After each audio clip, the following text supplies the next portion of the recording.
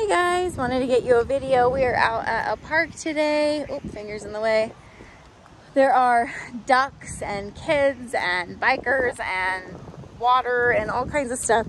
We just did a session here with another client. I try to bring Tobias with me if we meet up at parks, and so he's getting lots of exposure to just various things. So I wanted to show you just some of the stuff that I have found to be functional. Every single time I take a dog to a new place, I always find new things to work on just because it's not their norm, and so they always end up, you know, just kind of exposing where they're lacking a little bit, but it's good because we can kind of work through it. So I've been working a ton on leave it when he gets really excited. So these ducks right here are his kryptonite. He just wants so badly to like investigate them or chase them. I don't know what he wants to do. Maybe he wants to eat one.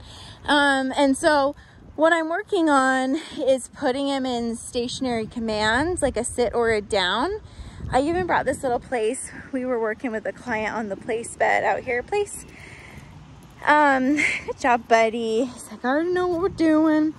And so what I'm working on is teaching him a leave it. And this is so beneficial just if I feel like his state of mind is going to lead to silly, big puppy decisions. When I see him just being really casual like this, I often don't need, like, he's in a command, I don't need to do anything with it. But if I, like, let's see, there was a kid and a dog like running by really quickly, and he was like, what is that? I'm so excited about it. Now that can lead to reactivity. Now, reactivity doesn't always mean aggression. Like, a lot of people are like, oh, reactivity means my dog's bad. Sometimes reactivity is just like, I get off the place bed really dramatically and I go over and I say hi. I mean, that's a reactive state of mind versus a state of mind that's thinking about obedience. So when I say reactivity, I don't always mean that, you know, big, crazy, aggressive, terrifying outbursts.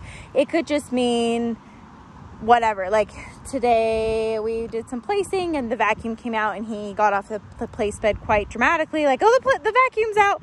That is a form of reactivity. So it's not that he's going to attack the vacuum. He's just like, oh my gosh, I don't like the vacuum when I'm in a vulnerable state. So sometimes I'll work on the leave it. Now he's not giving us a ton. Oh, here we go. To work through. There's some dickies coming up here. Let's see. Tobias, heel. We're actually going to do it down. Good boy. Just so you can see what we're working on. Down. Good boy. So if his ears go up, he's like being sneaky about it. If they go up and he's like, oh my gosh, the ducks, I'm going to say, Tobias, leave it, down. And I'm going to make sure he stays in that down though. So if he gets up really dramatically, he wasn't paying attention. So that's always a good indicator. He's like, oh, I forgot what we were doing because I was focused on the ducks. When I tap the button and I say leave it and he looks at me, good boy, while still in a down, then I know, okay, you are with me. You're able to get off of whatever your brain is leading you to. Tobias, heel. I do this for a lot of things. So if I feel like his mind is going to get excited, he's just not going to make the best decisions. Being, you know, 6 going on 7 months old, he's a baby. He's going to just kind of be stupid, frankly. I don't mean that in a mean way or anything like that, because he's really smart and he's really trainable. But his brain turns off when he gets excited, and when he gets excited, it feels like an earthquake because he's huge. So, you know, if it was like a little tiny mini golden doodle, you wouldn't even notice, but with him, you do. And so I want to make sure that, I mean, there's benefit to it. I can definitely clearly see where he's at mentally. And so, yeah. Another thing what I'm finding is when we're at home, he's doing really well with the e-collar. When we're out and about and there's distractions, I will often see that he tries to shake or itch the e-collar off to avoid focusing on me. So how we work through that is when I change directions, he's doing really great right now. But if I need to I'll kind of follow up with the leash. So right here, I'm tapping I'm holding down on the e-collar and I'm tapping on the prong, or popping on the prong, I guess would be a better choice of words there. So if he gets out of position and I need to use the e-collar, I don't want him to learn to shake that e-collar off. So the biggest mistake I see people do is they stop the button when the dog is in mid head shake or mid scratch, because they're like, well, it's not working. And so they let up the button. Well, now we create like a chronic behavior because then he's like, oh, I don't have to think about it. I don't have to think about it. And I only see that when he's distracted. I really don't see that a ton at home. But coming in with that leash to kind of help guide him. So it's almost like I'm doing e-collar first, and I'm low. I'm on an 11. We've been working for a minute. So if he's distracted, good. That was better. No head shake there. I'm just going to keep the button on until I get both position and state of mind.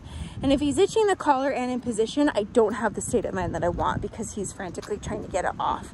He just maybe happens to be in the heel. Hopefully that makes sense. Place. The thing I'm working on is sending him to the place bed. He places really well at my house. Every once in a while, when someone comes over, it's hard to go away from the door. And so what we're working on is sending him to there. Okay, Tobias. So what I would do, good job, buddy, place, is just keep my feet planted, send him. Now my leash isn't too terribly long. That's why we were using this long line earlier. So that way he goes away from me to the place bed, and he goes away from the door to the place bed. That's tricky. He gets tired. Okay. It's funny. He gets tired really fast.